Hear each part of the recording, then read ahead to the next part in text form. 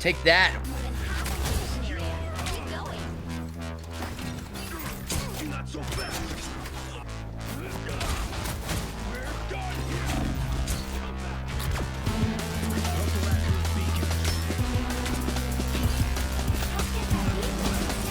Oh.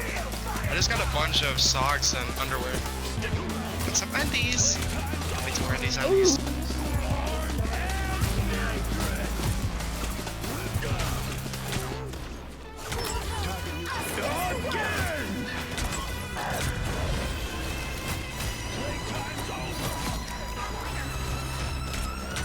Boom.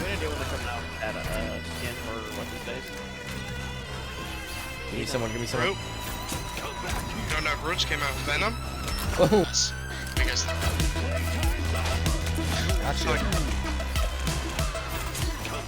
Got you.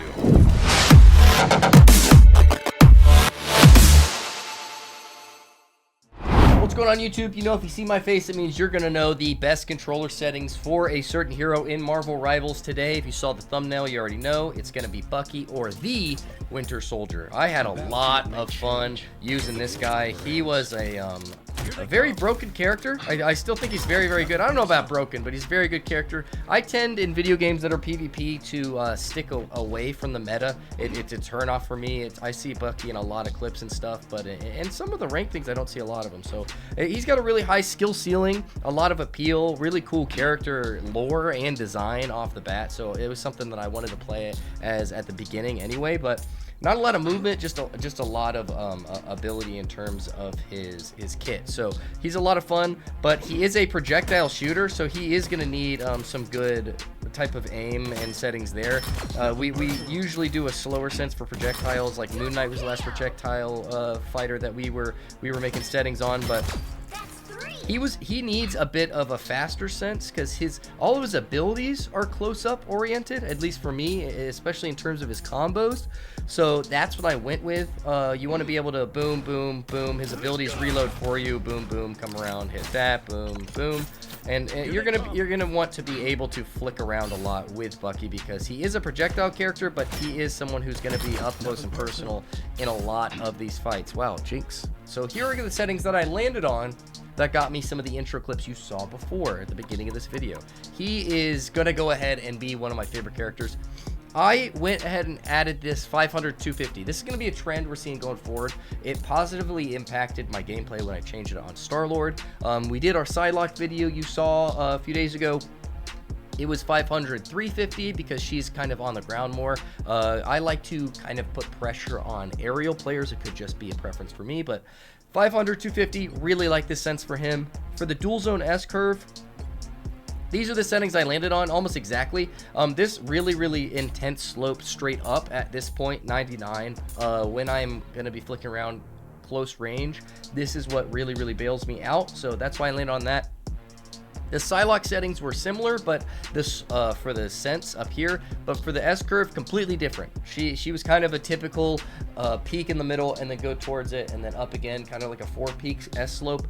Bucky definitely is a 3-peak. I want to keep my sense a little bit higher too on this first slope. So if you don't know what these slopes do, this first one right here you're seeing, this is your base sensitivity in the middle of your stick. The middle of your right stick, if you make small aim movements with your right stick, this is where you're going to be able to keep the sensitivity that you're using the most. So in this little diagram, you see if I'm pushing up and down little tiny movements in this, like before I hit that purple line, little movements, that's going to be this slope. That's what this slope represents. So the closer this slope is to the ground, the lower the sensitivity is that you're going to feel. So for the entire center of this stick, you're gonna have a way lower sense than what this looks like. So if you're intimidated by the 500, just know that you're not actually getting 500 cents when you're tracking and shooting people. You're actually getting low sensitivity.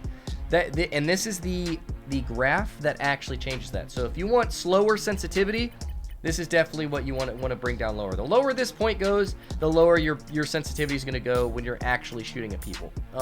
This is the second point right here. The distance between that and that is when you hit the outer rim before the purple, but the outer rim of this right stick is when it starts accelerating. So you can kind of just flick a little like this. from target to target, like where I'm going here, and I kind of want to flick over here and do little flicks. Not quite 180 degrees, but little flick from target to target is what that first slope is going to be. And then that last slope right here is when you're hitting the very max out of your stick, the farthest you can go. That's when you get those 180 flicks, where you're going to want to be shooting someone behind you. That's where that helps out a lot. That's what each of these slopes do. This one makes it farther and closer. Like, you can make it more of a 3-prong slope. I want it at 99. That's what I felt is best for Bucky specifically. This purple, you see that purple ring where we just talked about right here? That's what this purple area is. Instead of going all the way to the outside of the input of your right stick, that purple brings it in, so you don't have to push all the way to hit max input to go the fastest. I have foam on my right stick. That is why I have that purple there. I can't actually, well, I can if I press really hard, but it's harder for me to hit that max input. So I have that brought in a little bit. If you don't have any foam or anything like that on your stick, you can definitely bring that closer to the actual edge of your controller if it feels like it's accelerating way too fast for you. So this is what I'm using for Bucky. I really, really like it. It feels good, like you see in the clips there. He's a very fun character to play. Like, I might get a skin for him. I'm gonna play him a lot. Hopefully he doesn't get nerfed. He feels very powerful, especially with the again. But 70, 99, 26, 72. If this feels too fast for you, change this and change this. Make this farther out. Well, in regards to my camera, make this farther this way, and then make this, where is it? Make this farther down.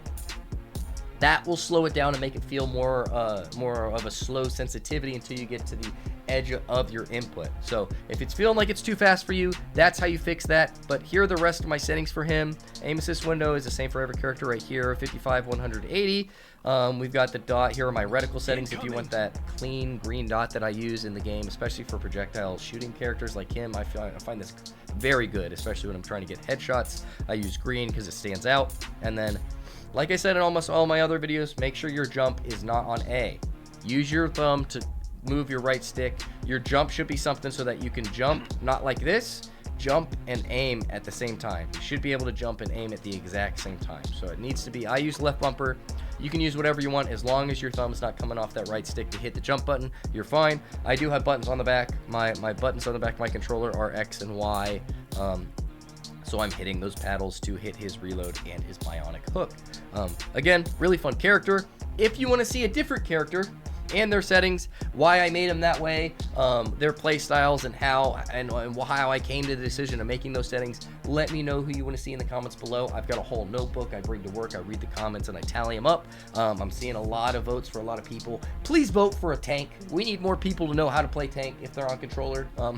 We're doing too many DPS, but let me know who you want to see. Regardless, I'll tally them up. We'll see who comes up next. Thanks for clicking on the video. I love you all. Peace. See you in the next one.